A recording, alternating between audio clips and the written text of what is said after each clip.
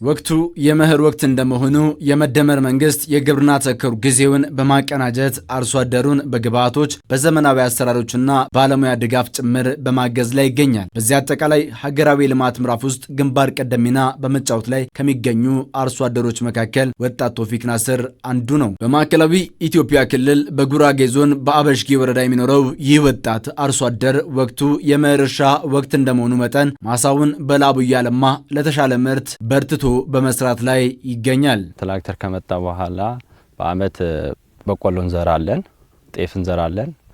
በቆሎ አንስተን ሽምብራ እንዘራለን። ሁለቴ ሶስቴ በአመት ሶስቱ እናደርገዋል። ክላስተር ደግሞ ኩታገጠም እርሻ እንሰራለን። የሁላችንም አንድ ላይ ምርጥ ዘር ከሆነ በአንድ ላይ በትራክተር ይታረሳል፣ በበሬ እናለሰልሳለን። ከዛ ጤፉ ደግሞ አሪፍ የዘር ጤፍ ይመጣል፣ እንዘራዋለን።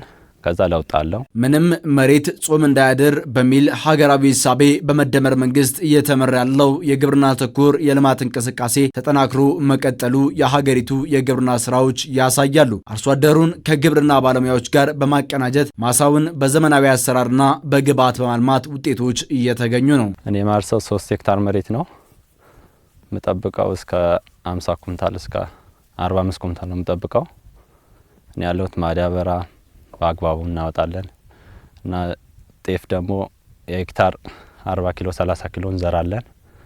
በአጠቃላይ ደግሞ 3 ሄክታር 120 ኪሎ እንዘራለን። ማረስ የጀመርኩት ካሁን 4 እና 5 አመት ሆኗል። አሁን የማርሰው መሬት እስከ 3 ሄክታር እና 4 ሄክታር ነው የማርሰው እና ስለዚህ በአንድ ሄክታር ላይ ብዛት አወጣው ከተባለ ጤፉ አዝመራ ከገጠመው እስከ 17 እና 18 ኩንታል አወጣለሁ በአንድ ሄክታር ላይ ማለት ነው።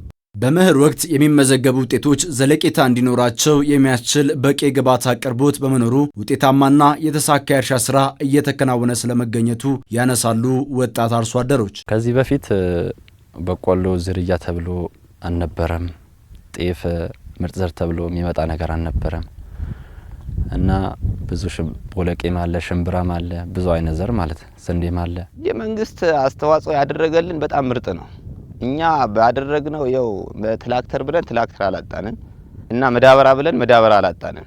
አሁን እስካሁን ያለነው ደረጃ ላይ ምርጥ ነው። በመደመር እሳቤ ማዕቀፍ የተገነባው አርሶ አደር ዛሬ ላይ የዕለት እርዳታ ተቀባይ ሳይሆን አምራች፣ ላኪና ለሀገር ኢኮኖሚ ማዕቀፍ የሆነ ዜጋ መሆን ችሏል። ወረዳው ከተረጅነት የወጣ ወረዳ ነው። ትርፍ አምራች ወረዳ ነው። ብዙ ጊዜ አርሶ አደሩ በትላልቅ መኪናዎች ወደ ሌላ ዞንና ወደ ሌላ ክልል ሚጭን ነው። እነዚህ ሁሉም ነገሮች እንዴት ነው የመጡት ካልነ በመደመር መንግስት የመጡ ናቸው።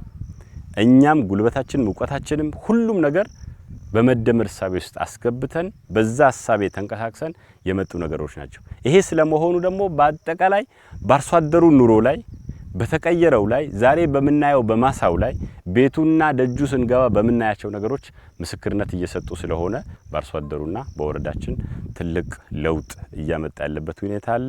በክልሉ በዘንድሮ መኸር ወቅት 69 ሚሊዮን ኩንታል ምርት ለመሰብሰብ ታቅዶ ወደ ስራ ተገብቷል። በዚህም ይህን ግብ ለማሳካት የሚል ግልጽ አቅጣጫ በመቀመጥ ህዝቡን ያካተተ ሰፊ ንቅናቄ መካሄድ ተችሏል። በዚህ ዓመትም ወደ 700 በዚህ መኸር 799400 ሄክታር አካባቢ ማሳ በሰብል ተሸፍኖ ወደ 69 ሚሊዮን ኩንታል ምርት ለማግኘት ግብ አስቀምጠን ይሄን ለማሳካት ምን መስራት አለበት የሚል ግልጽ ግብ አስቀምጠን በዚህ ግብ ላይ ተሳትፏዊ የህዝብ ንቅናቄ አካሄድናል።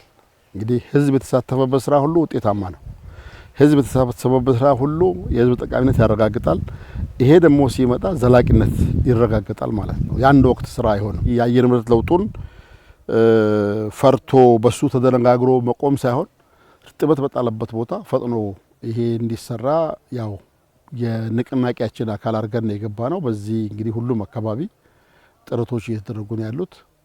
እስካሁን ባለው ሁኔታ አሁን እንዳነሳሁት ወደ 47% አካባቢ በዘር ተሸፍኗል። ከምርታማነት ጎን ለጎን የተራቆቱ መሬቶችን በማገገም የአፈር መሸርሸርን በመከላከልና የአየር ንብረት ለውጥን በመቋቋም ዘላቂ የግብርና ምርት እንዲኖር ማድረግ ተችሏል።